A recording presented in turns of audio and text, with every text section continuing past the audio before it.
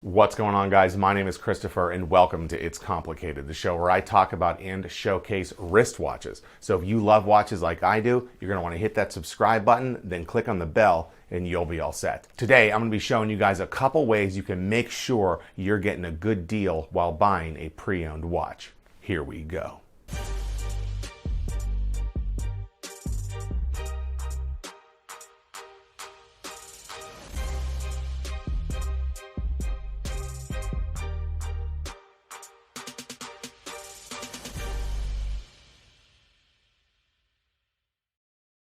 So you are looking to buy a pre-owned watch and you want to make sure you're going to get a good deal, a fair deal, and you're not getting ripped off. Well, how exactly can you do this? The first thing you need to do is research. Research.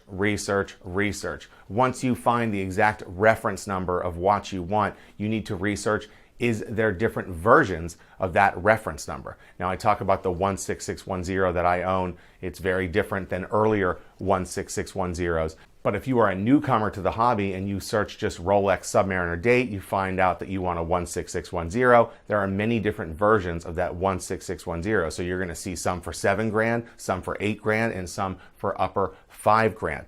You need to understand the differences. You need to understand what exactly you are paying for. So again, research.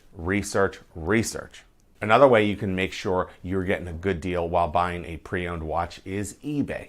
Now, what do I mean by eBay? Let's say you have decided that you want a Rolex Datejust. Well, I can tell you right now that is not nearly specific enough. You want the watch's reference number.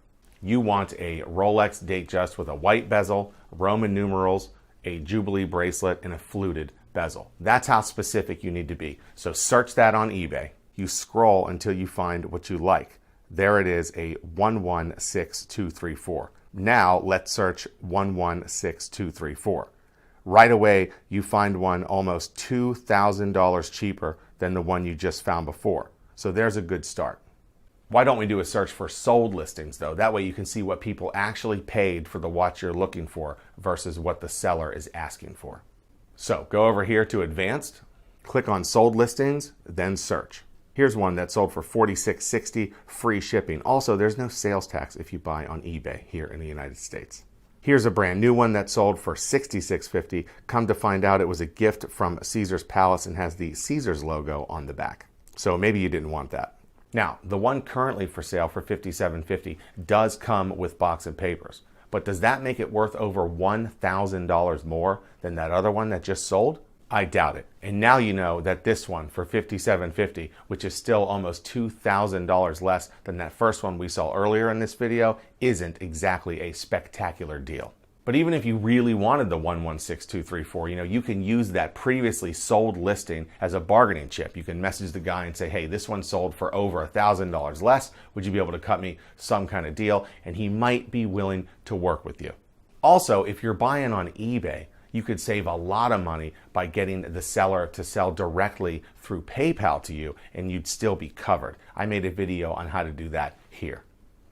Here's another quick example, my Rolex Datejust 16234. Now, it's an older reference number because it is an older watch, so it's going to be a little cheaper. However, when I purchased my watch, I did this same routine and I looked up sold listings on eBay for a 16234. I found a listing similar to this. This was a best offer price accepted, but the asking price was $44.50, which is much higher than I paid for my Datejust. Now, it does come with box and papers, but those Datejust instructions aren't the right generation. Those are newer instructions. So it's not really a full set, and considering that it most likely sold for over $4,000, I got a great deal on my Datejust, paying just $3,000 plus tax.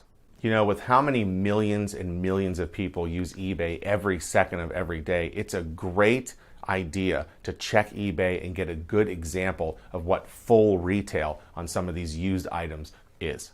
One thing to remember, that if you see a Rolex for sale on eBay and that price looks too good to be true, it most likely is. Fake watches, unfortunately, are sold on eBay sometimes, and while there are forums that do a great job of reporting and removing a lot of fakes, many still do slip through the cracks.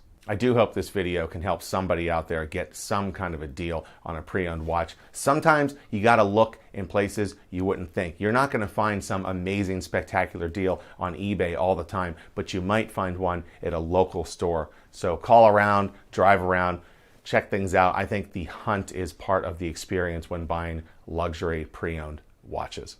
And that wraps up another episode of It's Complicated. Don't forget to subscribe to the show, like this video, share it with all your friends, and I'll see you next time on another episode of It's Complicated.